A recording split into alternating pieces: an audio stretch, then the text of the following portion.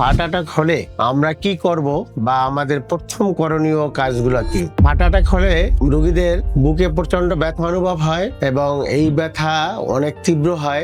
এই ব্যথা বিভিন্ন জায়গায় যায়, সাথে তার মাথা ঝিমঝিম করে, বমি হয়, বমির ভাব হয়, অজ্ঞান হয়ে যেতে পারে। এইসব ক্ষেত্রে রোগীকে অবশ্যই বাসায় রাখবেন না, তাকে নিকটস্থ যে কোনো একটা হাসপাতাল, সরকারি হাসপাতাল হোক, ক্লিনিক হোক, সেখানে তাকে অবশ্যই নিয়ে যাবেন। অনেক সময় দেখা যায় যে রোগীর হার্ট অ্যাটাক হওয়ার পরে অনেক সময় অজ্ঞান হয়ে যায় এবং আপনি যদি তাকে কথা বলতে বলেন বা আপনার ধাক্কা দেন, সে নড়াচড়া করে না, তখন আমরা বলি সাডেন কার্ডিয়াক অ্যারেস্ট হয়েছে। এই সাডেন কার্ডিয়াক অ্যারেস্ট হলে আপনি বসে না থাকে তাকে জীবন বাঁচানোর জন্য আপনাকে অবশ্যই সিপিআর চালু করতে হবে। সিপিআর হলো এমন একটা জিনিস যেটা পৃথিবীতে অন্য দেশে সবাই দিতে পারে এবং এটা আমাদের সবার শেখা অবশ্যই জরুরি। আপনি বাম হাতের উপর ডান হাতটা রেখে মিনিটে 100 থেকে 120 বার আপনি জোরে জোরে চাপ দিবেন এবং চাপের গভীরতা হবে 2 ইঞ্চি বা 5 সেন্টিমিটার। এবং যদি কেউ পাশে থাকে 30টা চাপ দেওয়ার পরে 2 বার তার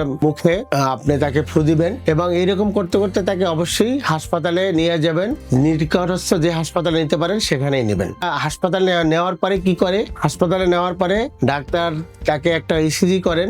ইসিজি করার পরে যদি সে বুঝতে পারে, যে ডাক্তার হোক নার্স বুঝতে পারে তার হার্ট অ্যাটাক হয়েছে, তখন সাথে সাথে তাকে 4টা অ্যাসপিরিন কামড়িয়ে খেতে বলেন। এটাকে বলা হয় মানে স্ট্রেপ্টোকাইনাস। এবং 4টা ক্লোপিডোগ্রাল তাকে দেন, একটা গ্যাস্ট্রিকের বড়ি দেন, 40 বা 80 মিলিগ্রাম অ্যাটোবাস্টেটিন দেন, তাকে সাথে সাথে খাওয়াই দেন। এবং তার ব্যথা কমানোর জন্য যদি উপজেলায় থাকে বা অন্যান্য জায়গায় থাকে, মরফিন নাও পাওয়া গেলে প্যাথেরিন দিয়ে দেন। তার যদি প্রেশার কম থাকে তাকে জিহ্বার নিচে 2 চাপ স্প্রে দিতে পারেন, তাহলে তার ব্যথা কমবে। আমাদের উপজেলা বা অন্যান্য জায়গায় এখন অ্যানোক্সিপাইরিন পাওয়া যায়, সেটা আপনি 60 মিলিগ্রাম তাকে আইবি দিয়ে একটা অ্যাম্বুলেন্স ঠিক করে তাকে অক্সিজেন দিয়ে নিকটস্থ হাসপাতাল আছে যেখানে সিসিউ আছে, এবং যে সিসিউতে যদি ক্যাথ ল্যাব থাকে কাছাকাছি, সেটাই সবচেয়ে ভালো হয়।